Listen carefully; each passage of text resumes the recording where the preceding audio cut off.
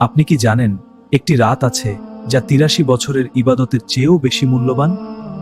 রমজানের শেষ ১০ রাতের মাঝে লুকিয়ে আছে এক মহামূল্যবান রাত, শবে কদর। এই রাত হাজার মাসের চেয়েও উত্তম, যে রাতে আল্লাহর অসীম রহমত নাজিল হয়। আল্লাহ বলেন, লাইলাতুল কদর হাজার মাসের চেয়েও উত্তম। এই রাতে অসংখ্য ফেরেশতা পৃথিবীতে নেমে আসে আল্লাহর রহমত নিয়ে। এই রাতে নামাজ, কুরআন তিলাওয়াত এবং দোয়া করা অত্যন্ত ফজিলতপূর্ণ। রাসূলুল্লাহ সাল্লাল্লাহু আলাইহি ওয়াসাল্লাম শিখিয়েছেন এই দোয়া, আল্লাহুম্মা ইন্নাকা আফুউন তুহিব্বুল আফওয়া ফাফু আন্নি।